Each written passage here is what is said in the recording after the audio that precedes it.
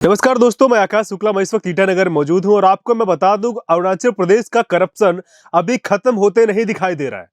अरुणाचल प्रदेश में नए नए डेली कुछ ऐसे करप्शन का खुलासा होते जा रहे हैं जो शायद आपने कभी नहीं सोचा होगा। आपने अरुणाचल प्रदेश का पासीघाट स्टेडियम के बारे में जरूर सुना होगा और आपने आलो का स्टेडियम के बारे में भी सुना होगा। आलो का स्टेडियम को लेकर लगातार वहां के यूथ आवाज उठा रहे हैं। हालांकि वो आवाज उठाते रहते हैं और उसका कोई इफेक्ट पड़ता हुआ दिखाई नहीं दे रहा है। प्रशासन बार बार एश्योर करता है कि ये बहुत जल्द कंप्लीट हो जाएगा, अभी कंप्लीट हो जाएगा, कुछ दिन बाद कंप्लीट हो जाएगा। इवन उसका आवाज उठाने वाले लोग आजकल सत्ता में भी बैठे हुए हैं, लेकिन अभी तक कोई स्टेडियम कंप्लीट नहीं हो पाया।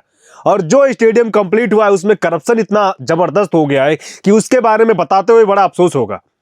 अरुणाचल प्रदेश में भी नहीं, पूरा भारत में भी एक ऐसा नियम होता है कि कोई राजनीतिक नेता होता है, जो राजनीतिक दल का एक नेता होता है या फिर कोई बड़ा ऑफिसर होता है, उनके परिवार वाले लोगों को कोई काम कॉन्टेक्ट नहीं करने दिया जाता है। ये रूल होता है, ये नियम भी कहता है। लेकिन शायद वो नियम अरुणाचल प्रदेश तक नहीं पहुंच पा रहा है, क्योंकि यहाँ पे अमूमन हमने देखा कि जितने बड़े प्रोजेक्ट हो रहे हैं उसका कॉन्टेक्ट करने वाला कभी एमएलए का वाइफ हो रहा है, तो कभी एमएलए का बेटा हो रहा है, तो कभी कभी उनका भाई हो रहा है, या कहीं कहीं तो खुद भी अपने नाम से कंपनी टेंडर मार के काम कर रहे हैं।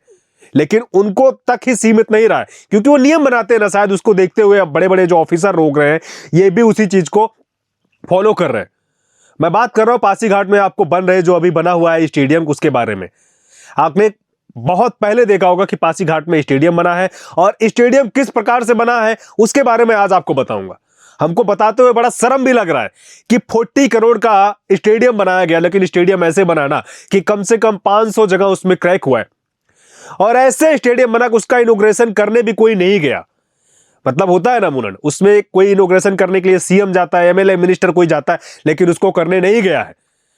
वर्तमान के मुख्यमंत्री को उसको इनॉग्रेशन करने के लिए बहुत समय पहले बोला गया था, लेकिन उसके बाद मना भी कर दिया गया था, क्योंकि कंडीशन ऐसी है ना कि उसमें जाते हुए भी शायद बहुत अफसोस होगा और बहुत शर्म लगेगा।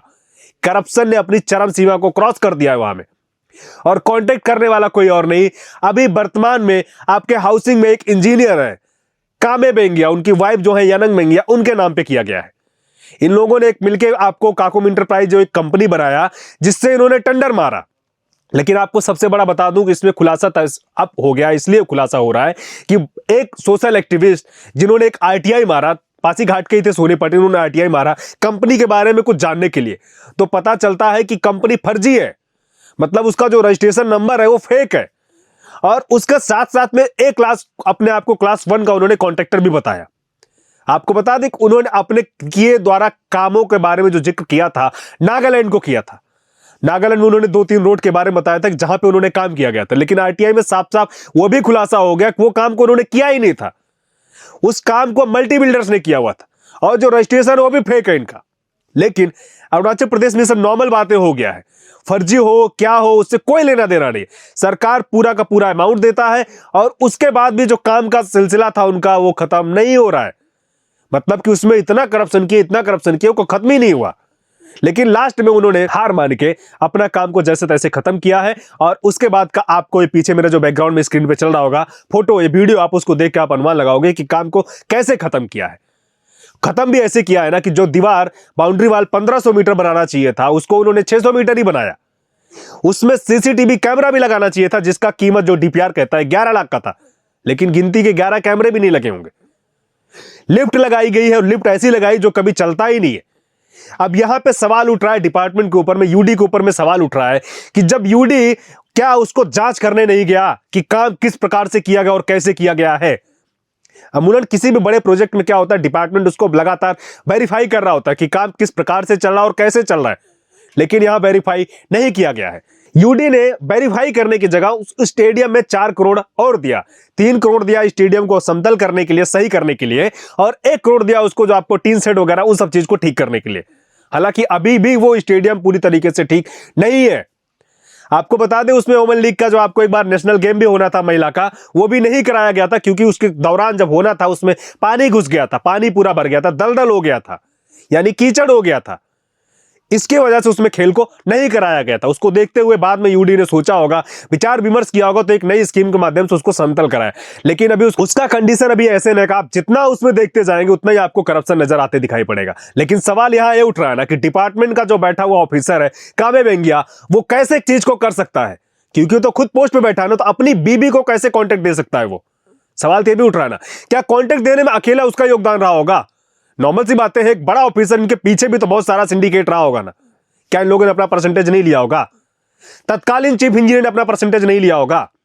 अगर अभी की भी हम चीफ इंजीनियर की बात करेंगे तो उस टाइम ज्वाइंट डायरेक्टर के पोस्ट पे बैठे थे, उनका भी काम बनता है वेरीफाई करने के लिए, लेकिन उनके द्वारा भी नहीं किया गया है। अभी उसमें आप अगर देखेंगे ना, इतना दरार है ना कि आप उसका देख के आप शौक हो जाएंगे। अगर भविष्य में कभी भी उसमें एक बड़ा गेम होता है ना, उसका अनुमानित क्षमता 13,000 था, लेकिन अभी 10-11,000 जैसे बचा हुआ है। कुर्सियां जो लगाई गई ना, वो अभी एकदम सड़ी कंडीशन की है। अगर भविष्य में उसमें कभी कुछ बड़ा गेम होता है जिसमें 10,000-12,000 लोग पहुंच जाएंगे ना, तो अगर उसमें बैठ जाते हैं तो कल को कुछ घटना हो जाएगी ना, तो उसका जिम्मेदार कौन बनेगा? क्योंकि जिन बीम के सहारे उस स्टेडियम को खड़ा किया गया ना, उसमें भी लंबी लंबी दरारें आई पड़ी हैं, और ऐसे 500 जगह दरारें हैं। आप ड्रेनेज का हाल देखेंगे ना, तो आपको देख के अफसोस होगा कि यह सच में ड्रेन है। ये स्टेडियम ऐसे होता है क्या?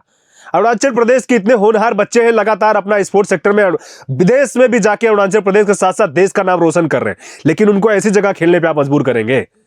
वो बच्चे प्रैक्टिस कर रहे हैं, कल को प्रैक्टिस के दौरान भी कुछ हादसा होता है तो उसके लिए कौन जिम्मेदार होता है? क्या कामे बेंगिया जिम्मेदार हो रहे हैं, या उनकी वाइफ यानंग जो बेंगिया वो जिम्मेदार हो रही है, या डिपार्टमेंट जिम्मेदार हो रहा है? अभी कुछ दिन पहले उस यूडी ने उस पूरा प्रोजेक्ट को कंप्लीट करके आपको डीसी को दिया है। डीसी शायद उसको स्पोर्ट्स अथॉरिटी को अभी हैंडओवर करने वाले हैं, लेकिन सवाल यहां ये उठ रहा है ना कि उसका कंडीशन इतना खराब है कि कल को उसको जो बनाने में 5-6 करोड़ पैसा और लगेगा, उसको कौन देगा? उसको कौन देगा? स्पोर्ट्स अथॉरिटी देगा, डीसी देगा, या यूडी देगा? यह भी तो सवाल उठ रहा है ना, क्योंकि अभी भी स्टेडियम पूरी तरीके से ठीक नहीं है। वो उसका हालत ऐसा है ना कि उसको देख के आप उसको दया आएगा। और करप्शन तो इतना सिचुएशन, इतना जबरदस्त करप्शन हो रहा है ना कि आप उसके बारे में जितना सोचेंगे, जितना बोलेंगे उतना कम है। यहां पे डेली एक नए नए खुलासे हो रहे हैं, ऐसे नए नए खबर मिलती है ना करप्शन के बारे में, जो हिलाकर रख देती है। और कोई 2-4 करोड़ का नहीं होता है, वो कई करोड़ के होते हैं, 50 करोड़, 60 करोड़, 100 करोड़, और ऐसे पता नहीं कितने कितने हजार करोड़ के करप्शन कर जाते हैं। ये यहां में सत्ता में बैठे हुए कुछ चोर नेता भी इसमें लगातार शामिल हैं। इस चीज को नकारा नहीं जा सकता है।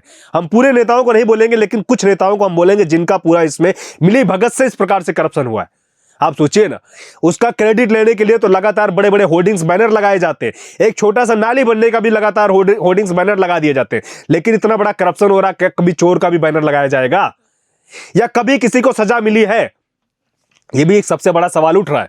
इतने सारे लोग करप्शन में इन्वॉल्व हुए, इतने सारे लोग अरेस्ट भी होते हैं, पकड़े भी जाते हैं, लेकिन लास्ट तक सजा किसी को नहीं मिलती है।